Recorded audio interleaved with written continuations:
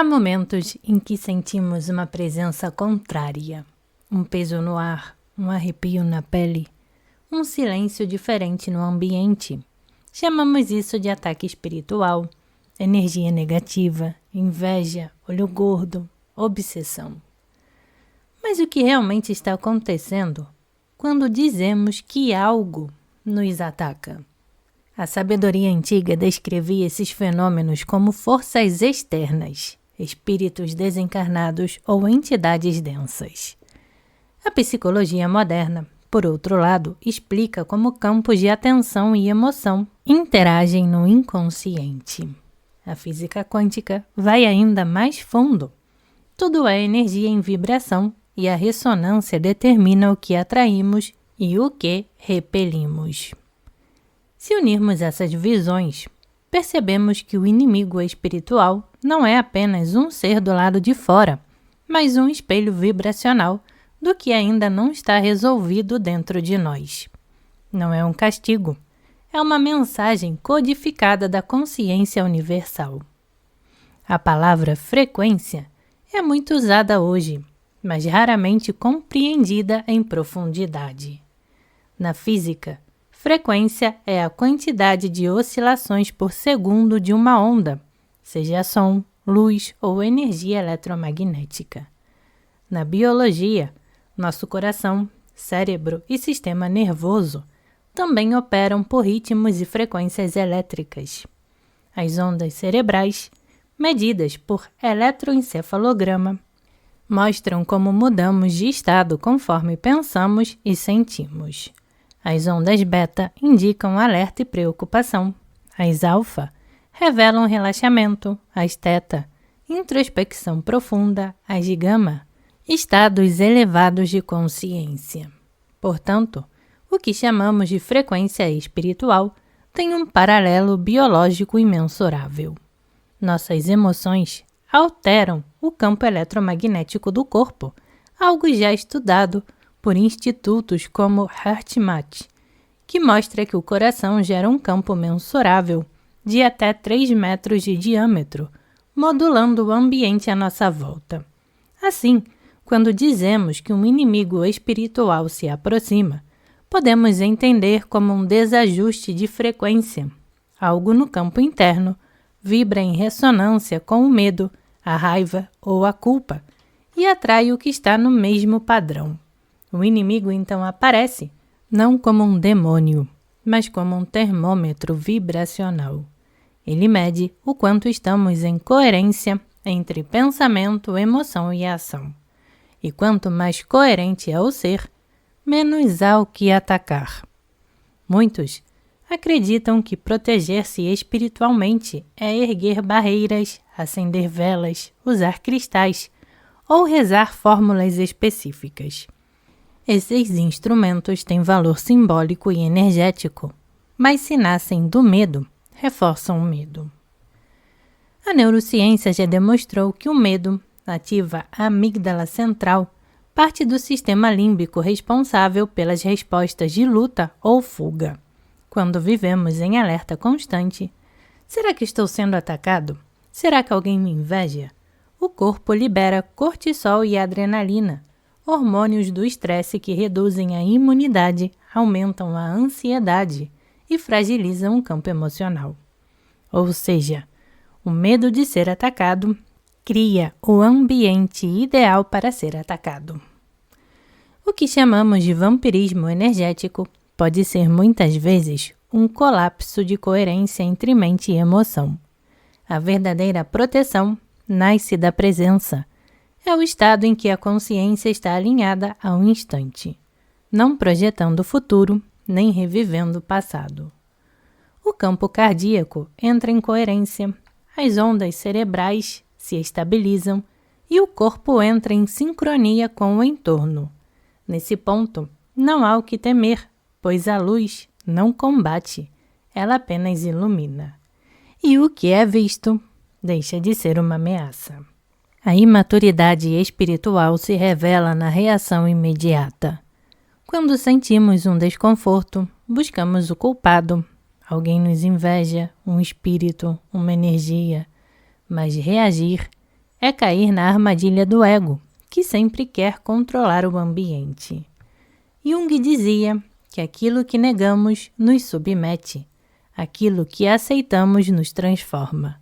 A sombra, quando não reconhecida, se manifesta como inimigo externo. A psique projeta para fora o que teme ver dentro. É por isso que, em estados de calma, os mesmos ambientes antes pesados parecem neutros. Não é o ambiente que muda, é a frequência de quem percebe. Quando deixamos de reagir e apenas observamos, ocorre algo que a neurociência chama de regulação emocional. O córtex pré-frontal, a área da razão e da consciência, reassume o comando, inibindo a reação límbica do medo. Nesse instante, a energia se reorganiza dentro e fora. O inimigo se dissolve, não porque foi vencido, mas porque perdeu o espelho que o sustentava. Na alquimia, o chumbo é o primeiro elemento de transformação. É denso, escuro, mas sem ele não se produz o ouro. O inimigo espiritual cumpre o mesmo papel. Ele revela o ponto onde ainda somos chumbo, onde a consciência precisa aquecer até se tornar luz. As tradições orientais, especialmente o budismo tibetano, falam disso como o guardião do limiar, uma figura simbólica que aparece para testar se o discípulo está pronto para atravessar o próximo portal. Na psicologia profunda, é o arquétipo do adversário, a força que se impõe para gerar maturidade. A energia contrária, quando compreendida, se torna instrutora, quando negada, se torna opressora. Assim, o inimigo espiritual é uma metáfora viva para o aprendizado da alma. Ele não deseja o nosso fim, deseja o nosso despertar. Grande parte das pessoas, infelizmente, vive no modo sobrevivência, defendendo-se, justificando-se, reagindo, tentando prever e controlar o mundo. Mas o caminho da consciência é deslocar-se para o modo criação. A neurobiologia ensina que o modo sobrevivência é regido pelo sistema nervoso simpático, luta ou fuga. O modo criação, por outro lado, é ativado pelo sistema parasimpático, relaxamento, expansão, regeneração. A diferença é vibracional, mas também química. Enquanto o estresse libera cortisol, a criação desperta dopamina e serotonina, neurotransmissores de motivação e bem-estar. Em termos espirituais, significa deixar de gastar energia combatendo o escuro e usá-la para acender a própria luz.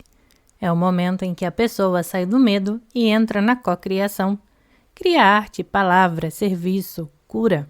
O campo antes usado para se defender se torna campo de emissão, e o inimigo perde o acesso.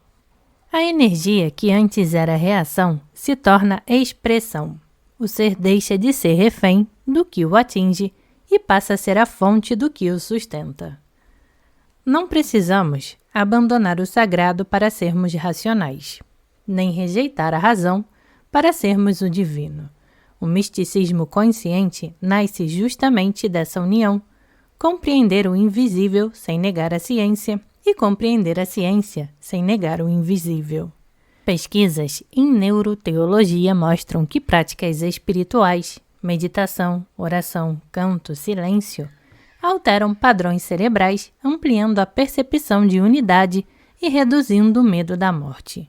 Esses estudos, feitos com ressonância magnética funcional, indicam que a espiritualidade modifica fisicamente o cérebro.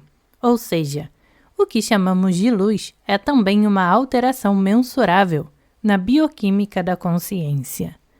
Portanto, quando falamos em inimigos espirituais, não estamos fugindo da razão, estamos olhando para um fenômeno real, energético, psicológico e neurobiológico, que o misticismo antigo descreveu em símbolos e que a ciência moderna começa a comprovar em ondas e campos.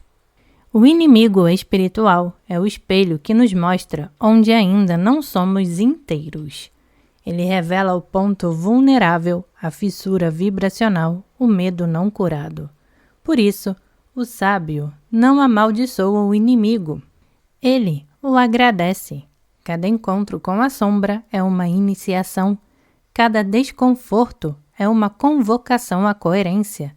O inimigo aparece quando esquecemos quem somos e desaparece quando lembramos. No fim, não há guerra entre luz e trevas.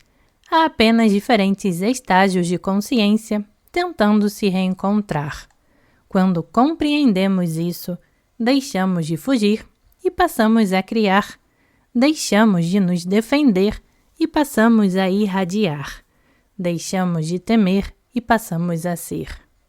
E então, o inimigo se transforma em mestre e o medo se dissolve na frequência do amor lúcido, onde a ciência e o espírito finalmente falam a mesma língua, a da consciência desperta. Um por todos e todos por um, até que o último retorne a uno. Namastê, gratidão.